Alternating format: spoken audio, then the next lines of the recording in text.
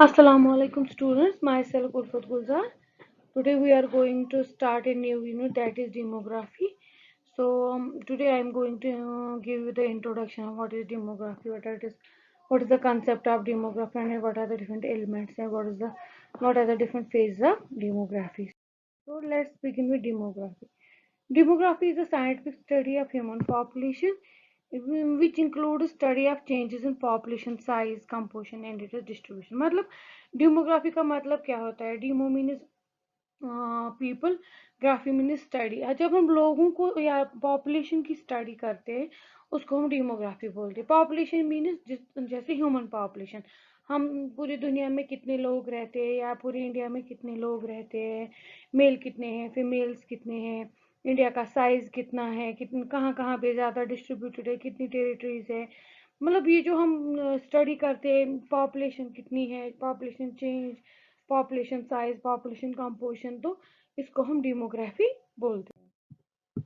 तो जैसे मैंने आपको बोला, demo mean is the people, demo mean is लोग, and graphy mean is the measurement. जब हम लोगों का मेजरमेंट करते हैं, लोगों का मेजरमेंट ये नहीं होता है कि हम हेड टू टोन का मेजरमेंट करते हैं। लोगों का मेजरमेंट मतलब मीन इज लोग कहाँ पे रहते हैं, कितनी पॉपुलेशन है लोगों की, फीमेल्स कितने हैं, मेल्स कितने हैं। तो ये जो रेशियो है इसको हम, इनके पैरामीटर्स है, इनको उसको हम बोलते हैं study of the people, measurement of the people. या हम बोल सकते हैं Deimos means population and graphy means picture, A picture of population, general picture of population. हम जिस कंट्री में रहते हैं वहाँ पे कितनी पॉपुलेशन है, सेक्स रेशो किसका ज़्यादा है, लैंड रेशो क्या है, बाकी पॉपुलेशन रेशो क्या है। नाउ क्यों करते हैं हम डेमोग्राफिक डेटा कलेक्ट, क्या इंपॉर्टेंस है, what is the importance of demographic data? ताकि हमें पता चले health status of a community depends upon the dynamic relationship between number of people, their composition and distribution. अगर हमें देखना है कि हेल्थ स्टेटस कितना अच्छा होगा किसी कम्युनिटी का, तो उसके लिए हमें देखनी है कि वहाँ कितने लोग हैं, उनका कंपोजिशन कितना है, कहाँ कहाँ पे फैले हुए, डिस्ट्रीब्यूशन कितनी है। मतलब यहाँ पे आपको सिंपली मैं ये समझा सकती हूँ कि जैसे फॉर एग्जांपल हमारे इंडिया का as per land area population densely populated country है, तो मीन्स कि यहाँ पे लैंड एरिया जो है वो बहुत कम है एज कम्पेयर टू लोगों की पॉपुलेशन जिस तरह से बढ़ रही है। तो उसका असर भी बहुत ज़्यादा पड़ता है, जनरल हेल्थ पे पड़ता है, health status of country, economic development पे पड़ता है। Planning of health services can be guided by demographic variables. For example, how many health units do we need? How to distribute them in community in order to be accessible to the target population? What type of manpower is needed? तो demographic data हमें इसलिए चाहिए ताकि हम plan कर सके कि हमें कितनी हेल्थ सर्विसेज की ज़रूरत है। फॉर एग्जाम्पल हमें कितनी हेल्थ यूनिट्स की ज़रूरत है, हमें how to distribute them in community. अगर हमें 4 हॉस्पिटल्स की ज़रूरत है तो हम उसको कम्युनिटी में कैसे डिस्ट्रीब्यूट करें, किस डिस्ट्रिक्ट में कितनी PHC CHCs they, so that जो एक्सेसिबल ये जो सर्विसेज है ये एक्सेसिबल रहे टारगेट पॉपुलेशन को। What type of man power is need, हमें कितना मैन पावर, फॉर एग्जाम्पल अगर हम हॉस्पिटल बना रहे हैं वहाँ पे कितना स्टाफ ज़रूरत है, nursing staff, doctors, lab technicians, orderlies. तो ये हम तब कर सकते हैं जब हमारे पास डेमोग्राफिक डेटा अवेलेबल होगा। एलिमेंट्स ऑफ द डेमोग्राफी, अब कौन से एलिमेंट्स है जो डेमोग्राफी में मेनली हम देखते हैं? साइज, साइज में हम देख रहे हैं कि डेमोग्राफी में क्या पॉपुलेशन का साइज इंक्रीज हो रहा है कि डिक्रीज हो रहा है। कंपोजिशन, कंपोजिशन में देखेंगे सेक्स, मेल ज्यादा है, फीमेल ज्यादा है, बच्चे ज्यादा है, बूढ़े ज्यादा है, कौन सा एज ग्रुप है, बच्चे कितने हैं, बूढ़े कितने हैं, मतलब मेन पॉपुलेशन किस चीज की है। डिस्ट्रीब्यूशन, डिस्ट्रीब्यूशन में टेरिटरी किसने, डिस्ट्रीब्यूशन कहाँ कहाँ पे किस पॉपुलेशन ने कितनी लैंड ऑक्यूपाई की हुई है। सोर्स ऑफ डेमोग्राफी, तो अब जो ये डेमोग्राफी का सोर्स है, मतलब सोर्स ऑफ डेमोग्राफी मीन जो हम स्टडी ऑफ पॉपुलेशन करते हैं, किस किस चीज़ से हम स्टडी ऑफ पॉपुलेशन करते हैं। जैसे पॉपुलेशन सेंसस करते हैं, जैसे आपको पता है सेंसस होती है, पॉपुलेशन सेंसस होती है, नेशनल सैम्पलिंग होती है, कोई पर्टिकुलर सैंपल लेते हैं, फिर अकॉर्डिंगली इसको एज्यूम करते हैं कि बाकी एरियाज में भी इसी तरह से डेमोग्राफिक वेरिएबल्स प्रेजेंट होंगे। सर्वे रजिस्ट्रेशन करते हैं, जैसे गांव गांव रजिस्ट्रेशन होती है हर गांव में, जैसे हमारे राशन कार्ड बनते हैं, गांव में कितने हाउस होल्ड है, कितने बच्चे हैं, कितने बड़े हैं, कितने राशन होल्डर्स है, वाइटल इवेंट्स, कितनी डेथ्स, कितनी बर्थ्स हुई है, तो उनको वाइटल इवेंट्स बोलते हैं।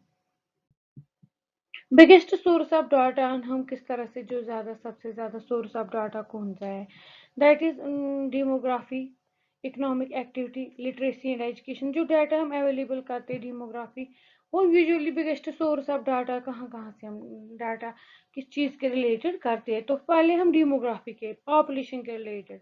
देन इकोनॉमिक एक्टिविटी, हमारे जहाँ पे हम ये कर रहे हैं, जिनको हम रीड करें, उनकी इकोनॉमिक एक्टिविटी कैसी, लिटरेसी एजुकेशन रेट कैसी है, वहाँ पे उस जहाँ जिस एरिया में हम कर रहे हैं, जिसका हम स्टेटस देख रहे हैं, उनका हाउसिंग एंड हाउस होल्ड कैसे है, मतलब लोगों के पास घर कैसे है रहने के लिए, अर्बनाइजेशन कैसी है, तो वो ज़्यादा रूरल है, अर्बन है, फर्टिलिटी एंड मोर्टिलिटी रेट्स कैसे, लोगों में फर्टिलिटी रेट कैसे, कितने बच्चे एवरेज में एक फैमिली पैदा करती है, और डेथ रेट्स कितनी है, शेड्यूल्ड कास्ट कितने हैं, शेड्यूल्ड ट्राइब्स कितने हैं, लैंग्वेज किस एरिया में कौन सी यूज़ होती है, रिलीजन क्या है, और माइग्रेशन स्टेटस क्या है, कितने लोग, अगर एक फैमिली में 10 लोग हैं तो कितने माइग्रेट हुए हैं, अगर एक विलेज में 100 घर है तो 100 में से कितने घर माइग्रेट कर चुके हैं या कर सकते हैं। दूसरा होता है डेमोग्राफिक प्रोसेस। ये डेमोग्राफिक प्रोसेस मीन्स, ये डेमोग्राफी जो हम स्टडी करते हैं किस तरह करते हैं, ये प्रोसेस किस तरह चलती है। यूजुअली ये जो डेमोग्राफिक प्रोसेस होती है, इसमें 5 डेमोग्राफिक प्रोसेसेस होती है, मतलब हम 5 चीज़ों पे ज़्यादा ये स्ट्रेस देते हैं जिससे हम डेमोग्राफिक साइकिल को रीड करते हैं। उसमें सबसे पहला आता है फर्टिलिटी। जब भी हम कोई डेमोग्राफिक प्रोसेस देखते हैं, हम देखते हैं कि इस पॉपुलेशन में फर्टिलिटी रेट कैसी है, बच्चे कितने पैदा होते हैं, कितनी फर्टाइल वुमेन्स है, एडोल्सेंट गर्ल्स, कितनी ऐसी वुमेन बेयरिंग एज में वो ये है फीमेल्स है जो बच्चे पैदा कर सकती है, जनरली फर्टिलिटी रेट कैसी है।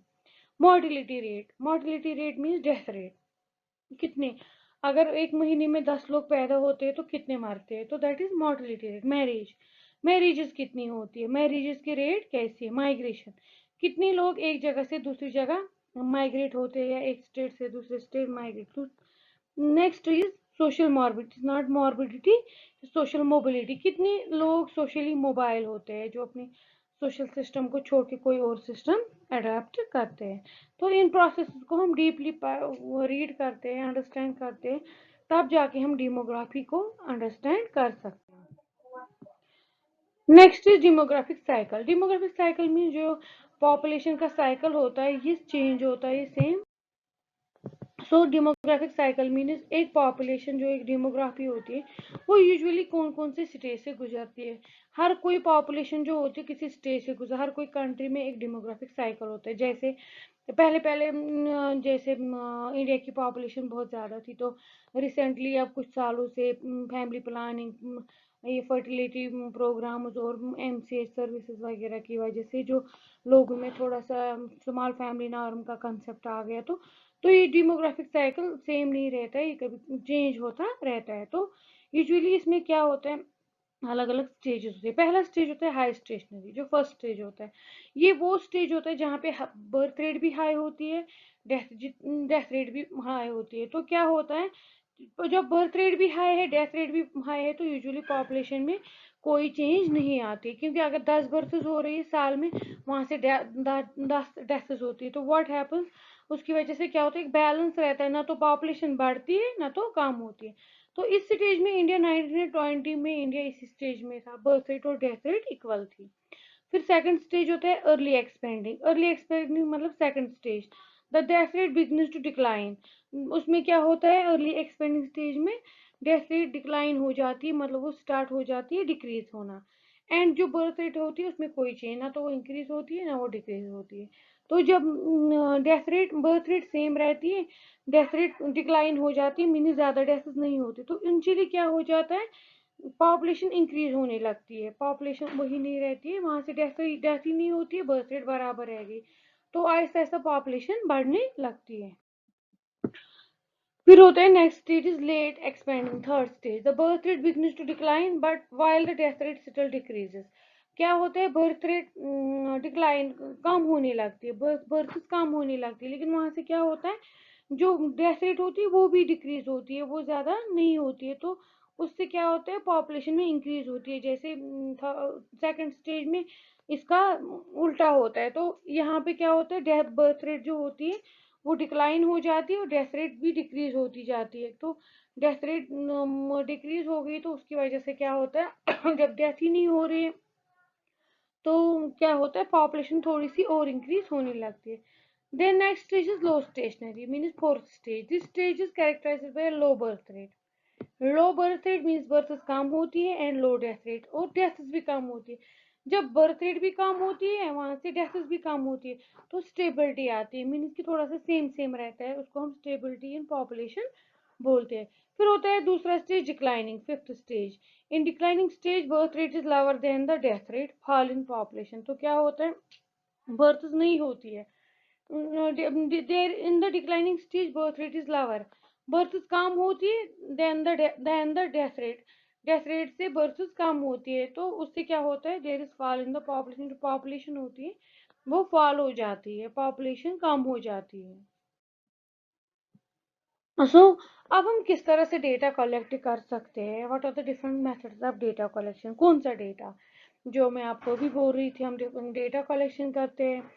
फॉर एग्जांपल हम देखते हैं कि यहाँ फर्टिलिटी रेट क्या है, मोर्टिलिटी रेट क्या है किसी पर्टिकुलर स्टेट की या किसी पर्टिकुलर विलेज की या किसी पर्टिकुलर यूनियन ये टेरिटरी की। उसके लिए हम क्या करते हैं, किस तरह से डेटा कलेक्ट करते हैं, सेंसस करते हैं, सर्वे कर डेटा। लेकिन डेटा कलेक्शन होता कैसे, पहले करते हैं हम प्राइमरी डेटा कलेक्शन।